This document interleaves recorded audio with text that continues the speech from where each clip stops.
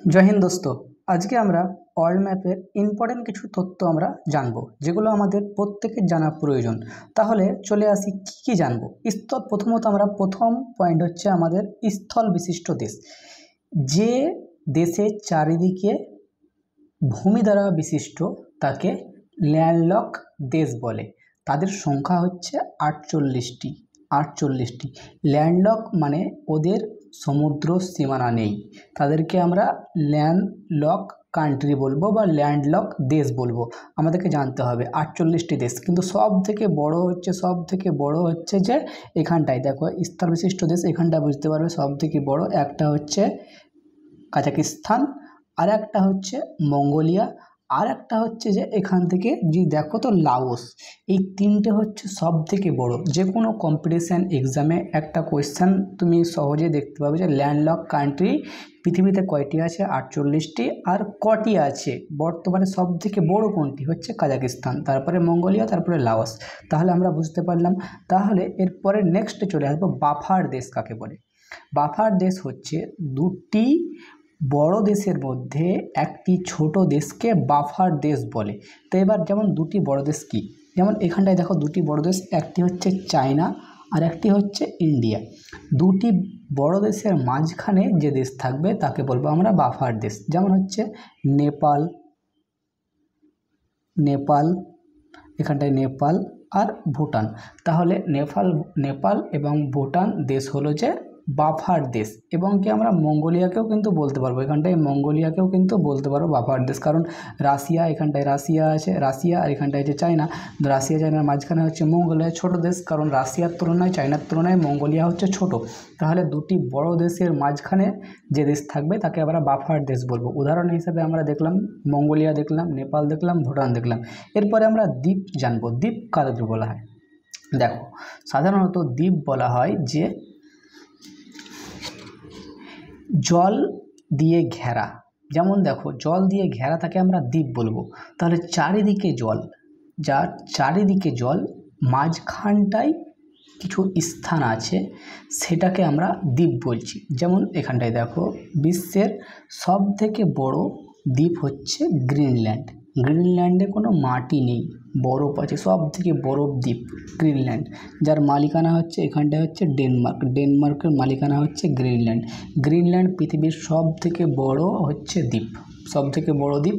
এর চারিদিকে জল, এখানটায় দেখো চারিদিকে জল আছে। তাহলে যে সমস্ত দ্বীপের চারিদিকে জল থাকবে তাকে আমরা দ্বীপ বলবো। এবং স্থানে বড় হতে হবে, ছোট হলে হবে না। গ্রিনল্যান্ড অনেক বড়, গ্রিনল্যান্ড কি অনেক বড়, তাহলে বড় হতে হবে, তবেই কিন্তু আমরা ওদেরকে দ্বীপ বলবো। এরপরে চলে আসি আমরা মহাদেশ। মহাদেশ কাদের বলবো? একটি বড় খুব এলাকা জুড়ে চারিদিকে জল দ্বারা ঘেরা এবং একটি মহাদেশ বলে। যেমন ধরো এখানটায় এটি খুব বড় আফ্রিকা মহাদেশ, এটি খুব বড়, এটি চারিদিকে জল দিয়ে ঘেরা, তার জন্য কিন্তু একে আমরা মহাদেশ বলছি। এবং এই মহাদেশের সংখ্যা আছে কয়টি আমরা জানি? 60টি। তাহলে কোন কোন? যেমন হচ্ছে প্রথমে সব থেকে বড় হচ্ছে এশিয়া, আফ্রিকা, উত্তর আমেরিকা, দক্ষিণ আমেরিকা। তারপরে যদি আমরা বলি যে আন্টার্কটিকা নিচে আছে, আন্টার্কটিকা। তারপরে আমরা যদি বলি হচ্ছে ইউরোপ। তারপরে আমরা যদি বলি ওশেনিয়া, অস্ট্রেলিয়াকে আমরা ওশেনিয়া বলি। তাহলে 60টি মহাদেশ, 1 2 3 4 5 6 7, এই 60টি মহাদেশ আমাদের। দেখো 60টি মহাদেশের মধ্যে তুমি লক্ষ্য করতে পারবে চারিদিকে জল দিয়ে ঘেরা, তবেই কিন্তু মহাদেশ তৈরি হয়েছে। এবার বলবে রাশিয়া। রাশিয়া দেখো হচ্ছে এটা ইউরোপের মধ্যে পড়ে ও ইউরোপ মহাদেশের মধ্যে আসে। এবার দ্বীপপুঞ্জ কাদের বলা হয়?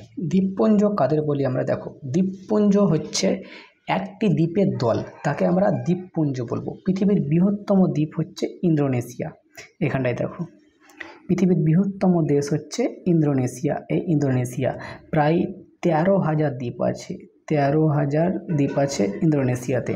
তাহলে পৃথিবীর বৃহত্তম দ্বীপ হচ্ছে ইন্দোনেশিয়া। এই দ্বীপের হচ্ছে অনেকগুলি ছোট ছোট ছোট ছোট ছোট ছোট গোষ্ঠী নিয়ে কি হয়, দ্বীপ তৈরি হয়।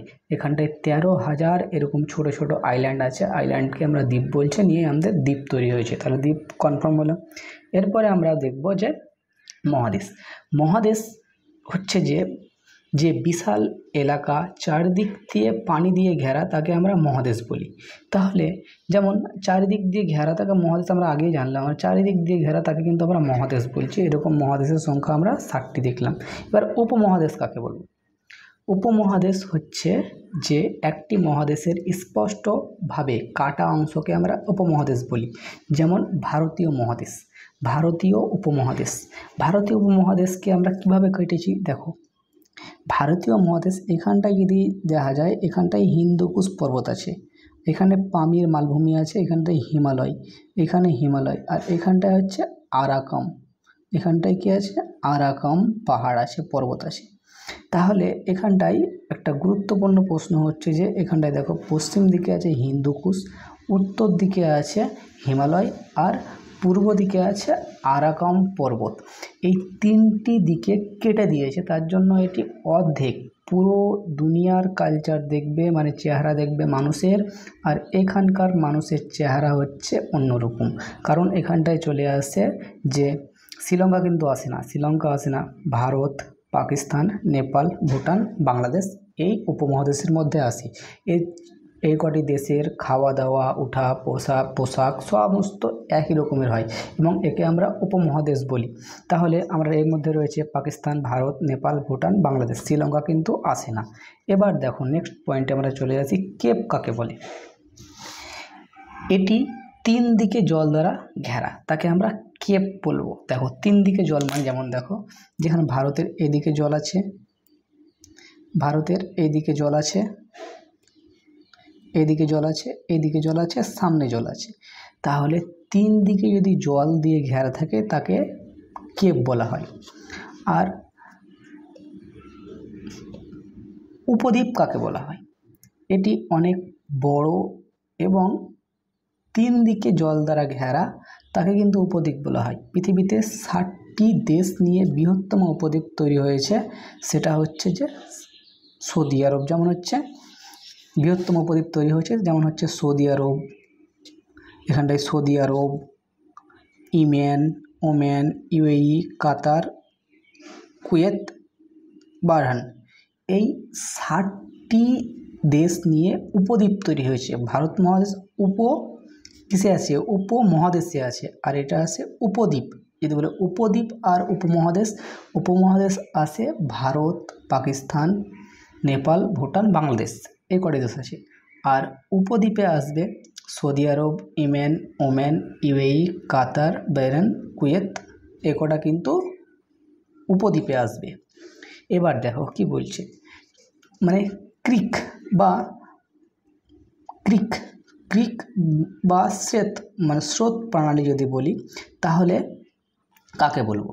যখন সমুদ্র জল খুব পাতলা আকারে প্রবেশ করে তাকে আমরা ক্রিক বলি। যেমন এখানটায় দেখো, এখানটায় পাতলা আকারে প্রবেশ করছে, এখানটায় মান্নার কিনারে ক্রিক বলা হয়। যেমন এখানটায় দেখো, এখানটায় হচ্ছে ক্রিক। তাহলে এই সব অংশদের নাম আছে, নাম এখন আমি বলছি না সব, এগুলোকে ক্রিক বলা হয়। এবং ক্রিক বলার কারণও আছে, অনেক কারণ আমরা নেক্সট আস্তে আস্তে আলোচনা করবো, না তো অনেক বড় হয়ে যাবে ক্রিক। তারপরে আমরা জানবো যে উপসাগর কাকে বলে। দেখো উপসাগর বলা হয় উপসাগর, যেমন এখানটায় দেখো মেক্সিকো উপসাগর, এখানটা কি মেক্সিকো উপসাগর, এটাকে বলছি আমরা ছোট্ট বলা হচ্ছে উপসাগর। ঠিক একই রকম আমরা এগুলো মেক্সিকো উপসাগর, পৃথিবীর মধ্যে সবথেকে বৃহত্তম উপসাগর হচ্ছে মেক্সিকো উপসাগর।